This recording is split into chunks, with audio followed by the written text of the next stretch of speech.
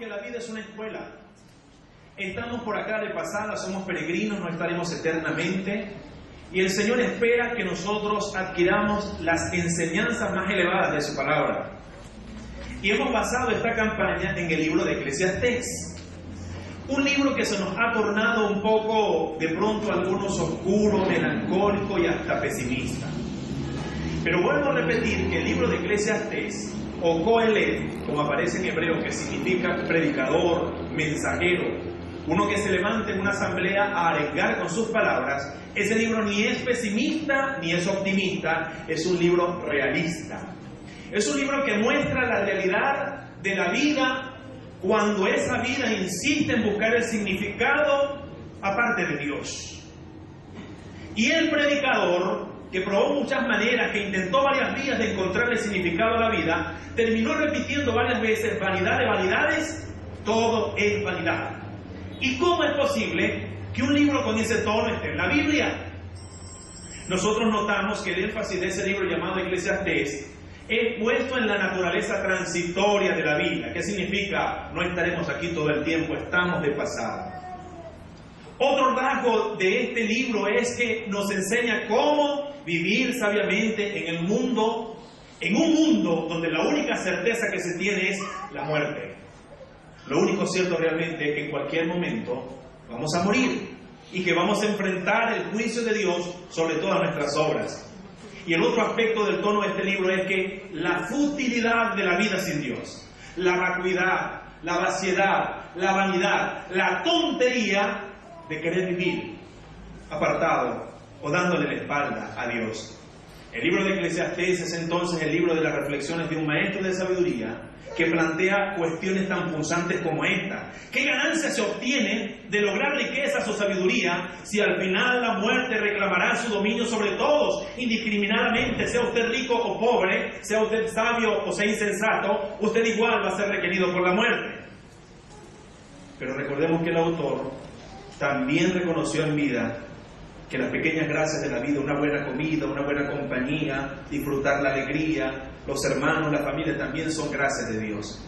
Entonces, en esa tensión de una vida decepcionada y en esa tensión de una vida que encuentra pequeñas gracias, él nos recuerda la conclusión, y así he titulado el mensaje: hoy aprendamos a vivir en temor. Yo quiero, por favor, que proyectemos Eclesiastés capítulo 12, versículo 13. Eclesiastés capítulo 12, versículo 13. Este versículo dice: el fin de todo el discurso oído es este. Esta es la conclusión. Acuérdense que el predicador intentó de varias maneras, hubo varios intentos fallidos de buscar el sentido a la vida. El capítulo 1, no lo vamos a proyectar, mantengamos el versículo allí. El capítulo 1, versículos 2 al 11, dicen que él notó en la naturaleza una monotonía. El sol sale, se vuelve a esconder, el viento sopla de un lado y termina allá. Él notó algo que lo hastió. Toda la vida siempre lo mismo. Estaba obstinado y cansado de la monotonía. Como se sienten muchos de nuestros jóvenes a veces, que piensan que la vida es monótona, que no tiene sentido. Tienen un equipo y ya tienen otro equipo con otras aplicaciones. La tecnología está avanzando tan rápido que la gente está viviendo como buscando y buscando animarse constantemente, porque sienten que todo se repite, que todo es monótono, que todo es aburrido. Hay personas que están viviendo de esa manera. El predicador lo corroboró. Pero fíjense ustedes los callejones por los cuales se metió para tratar de encontrar el sentido. En el capítulo 1, versículo 16 al 18, dice: propuse en mi corazón, yo el predicador, rey de Israel, adquirir sabiduría. Comenzó a observar, comenzó a indagar, se puso a estudiar y a observar el mundo, compuso proverbios, elaboró acertijos, descifró enigmas. Se propuso buscar en la sabiduría el sentido de la vida, y esa vía se constituyó un callejón sin salida, para terminar diciendo: vanidad de vanidades, todo es vanidad. En el capítulo 2, versículo 1 al 8, vimos en la serie que también se metió en el callejón del placer. Probó de los mejores vinos, degustó las mejores comidas, tuvo las mujeres que le dio la gana, experimentó el sensualismo, experimentó el placer de las bebidas, de las comidas, de la fama, de las riquezas, y terminó diciendo otra vez en ese callejón sin salida, como lo dicen muchos artistas de una manera u otra: después que han alcanzado la fama, vanidad de vanidades, todo es vanidad. En el capítulo 2, versículos 9 al 11, el predicador lo trató de conseguir el significado de la vida por el trabajo. Yo quiero que proyectemos, por favor, en el capítulo 2, versículo 22, una pregunta que es realmente estremecedora. En el capítulo 2, versículo 22 dice: porque ¿qué tiene el hombre de todo su trabajo y de la fatiga de su corazón con que se afana debajo del sol? ¿Para qué eso? Intentó, siendo un trabajador responsable, industrioso, ingenioso, encontrarle el sentido de la vida, y otra vez el callejón sin salida para decir: vanidad de vanidades, todo es vanidad. Probó también con las riquezas, probó con los logros, probó con la fama. Dice que personas de otras naciones llegaban a consultarle, pero seguía vacío. Experimentó un sentido de decepción, experimentó la fatiga. La vida sin sentido era como querer atrapar el viento, dice Eclesiastés. Con todo, también en capítulo 2, versículo 24, él reconoció algo que es una lección para nosotros. No hay cosa mejor para el hombre sino que coma y beba, y que su alma se alegre en su trabajo. También he visto que esto es de la mano de Dios. Era un agridulce la vida del predicador, con decepciones y con alegrías, con disfrutes. Si algo bueno tiene este libro que no tienen otros, es que nos deja una teología del ocio, nos deja una teología de la recreación, nos deja una teología del disfrute. Eclesiastés enseña que la vida buena no significa andar privándose, que disfrutar lo bueno de la vida también es algo santo. Y se disfruta realmente cuando reconocemos que viene de Dios, cuando no lo hacemos el fin en sí mismo, que lo disfrutamos con gratitud, que nos hace bien a nosotros, que le hace bien a otros y que trae gloria a su nombre. Voy a terminar mostrando una realidad en contraste. Quiero que vayamos al capítulo 12, versículos 3 al 5, para que notemos aquí el inicio de un poema que nos muestra la realidad de vida tanto para el que ha vivido mucho, como también en el capítulo 12 para aquel que ha vivido poco o que es joven. En el versículo 3 dice: cuando temblarán los guardas de la casa. Esto es un poema. Los eruditos encuentran en este poema que cada metáfora que aparece allí tiene que ver con alguna parte del cuerpo que se ha ido desgastando. Y es lo que espera nosotros, como que si las funciones van cesando, la vida va menguando y va entrando en un proceso de pasividad y quietud hasta guardar la muerte o el desenlace de ir al encuentro con Dios. Dice que temblarán los guardas de la casa. Ahí está una metáfora que habla de una parte del cuerpo. Se encorvarán los hombres fuertes. Cesarán las muelas porque han disminuido. Se oscurecerán los que miran por las ventanas. Vamos al versículo 4. Las puertas de afuera se cerrarán por lo de abajo del ruido de la muela, cuando se levantará la voz del ave, y todas las hijas del canto serán abatidas. Versículo 5. También temerán de lo que es alto, y habrá terrores en el camino. Florecerá el almendro, la langosta será una carga, se perderá el apetito, porque el hombre va a su morada eterna, y los endechadores andarán alrededor por las calles. Hay quienes han encontrado aquí, por ejemplo, en eso de los guardias del versículo 3, referencia a los brazos y a las manos que se cansan. Las molineras, referencia a los dientes que se caen o se desgastan. Las ventanas, a los ojos que miran. Las puertas de afuera, a los oídos. El ruido del molino, la voz que se debilita por los años. El predicador se dio cuenta que no siempre vamos a tener la vitalidad. Y les voy a decir una cosa. Aunque el tono aquí es un tono, diríamos, de pena, de dolor, he conocido personas de avanzada edad que su espíritu es un espíritu joven, es un espíritu fuerte y tienen alegría en la vida. Por el contrario, he conocido a jóvenes derrotados, abandonados, acomplejados, sin fe, sin visión, sin propósito. Pero lo que quiere decir aquí es que el significado, la abundancia y el propósito de la vida no está en tener mucha edad, ni está tampoco en tener poca edad, sino en la actitud que nosotros asumimos ante la vida. Y sobre todo, aquel a quien tememos es lo que hace la diferencia en nuestra existencia. Luego le dice a los jóvenes, capítulo 12, versículo 1, así: Acuérdate de tu Creador. En los días de tu juventud, antes que vengan los días malos y lleguen los años de los cuales digas, no tengo en ellos contentamiento. Le dice al joven, tú tienes oportunidad de alegrarte en el versículo 11, en el capítulo 11. Alégrate, toma placer tu alma, vive la vida plena, pero acuérdate de algo, vas a tener que dar cuenta ¿a quién? A Dios, que juzga toda la cosa, de lo que hayas hecho, sea bueno o sea malo.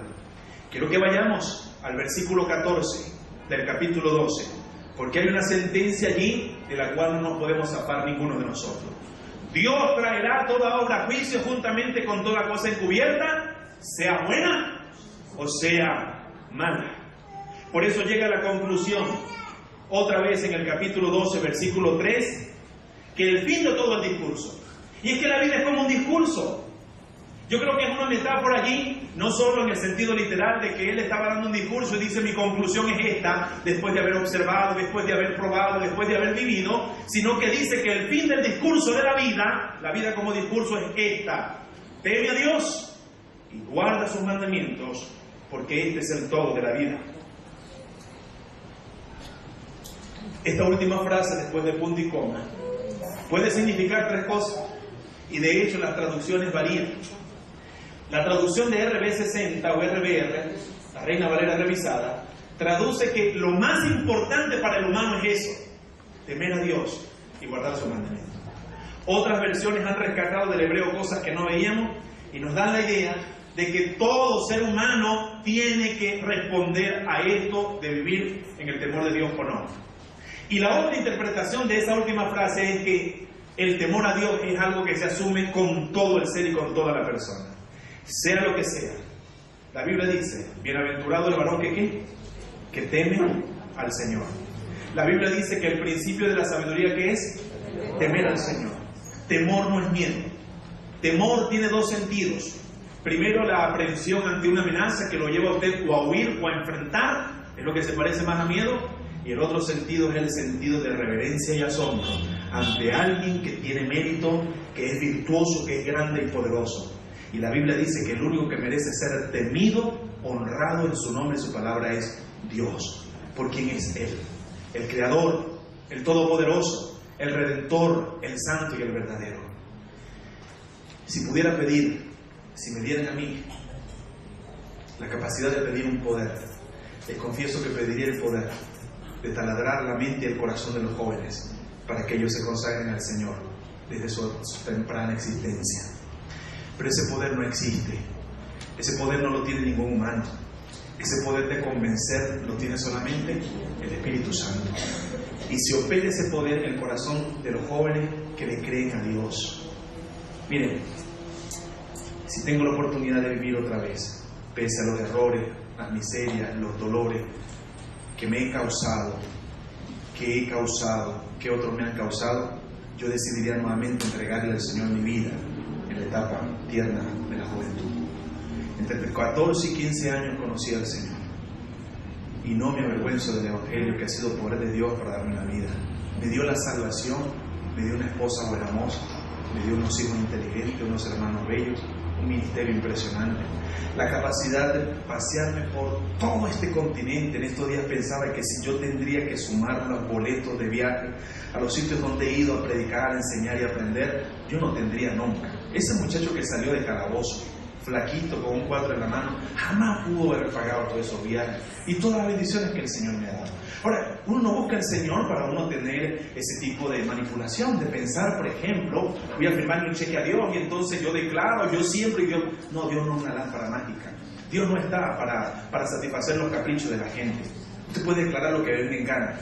La gente está para someterse al designio de Dios, honrar su nombre, temerle a Él, guardar sus mandamientos y esperar de Él simplemente su bendición soberana y poderosa. Si algo es difícil en este tiempo, creo que es ser niño y joven en un mundo como este. Es sumamente difícil ser niño y joven en este tiempo. A los jóvenes que me escuchan, les digo en el nombre del Señor, créanle a Dios, teman a Dios, tengan conciencia que sus ojos se pasean por todas partes. No hay lugar donde nos podamos esconder. Tenemos la idea a veces que hay lugares que Dios no ve, que hay pensamientos que Él no conoce. Pero recuerden que Dios no puede ser, ¿qué?, burlado. Lo que nosotros sembramos, créalo porque sí. Eso vamos a cosechar tarde o temprano. Aquel que siembra para la carne, dice la Biblia que de la carne va a cosechar ¿qué? Corrupción, muerte. Pero el que siembra para el Espíritu, del Espíritu va a cosechar ¿qué? Vida eterna. Vale la pena temerle al Señor. Vale la pena honrarle, respetarle, saber que Él está en todas partes. Si usted ha fallado, yo lo he hecho, todos, volvamos a sus pies con humildad, con arrepentimiento. ¿Con qué limpiará el joven su camino? ¿Con qué? Con guardar la palabra del Señor. La palabra de Dios tiene el poder y la virtud de darnos una vida limpia, una vida con propósito, una vida con sentido. Quiero orar. Y si fuera el caso, que en esta mañana hay un amigo o una amiga, familiar de quienes hoy mandan las armas, o invitados o personas que simplemente llegaron, que no hayan hecho una decisión por Jesús, que no hayan pactado con el Señor, a los tales les quiero invitar en este mismo momento que se pongan de pie. Si hay aunque sea una persona que diga, pastor, Dios me ha hablado, yo necesito entrar en cuenta con Dios, necesito pedirle perdón por mis pecados, entregarme a Él, consagrarme a Él para que sea mi Salvador y Señor, yo le pido que se ponga de pie ahora mismo. Quiero orar por esa persona. ¿Hay alguien así? En el nombre del Señor le invito. ¿Hay una persona que quiera tomar hoy esa decisión por Jesús? Le invito en el nombre del Señor ahora mismo. ¿Quién lo va a hacer? Adelante, sin temor, póngase de pie. Si no lo ha hecho, quiero orar con usted. ¿Hay alguien? Quisiera mirarle de pie para orar con esa persona. Siendo así, presumo que ya todos hemos respondido al Señor en algún momento. Que Dios nos ayude, hermanos, hoy que estamos cerrando una campaña, a conducirnos en temor. El temor reverente, el temor de respeto, de querer honrarlo con lo que uno piensa, siente, dice y hace.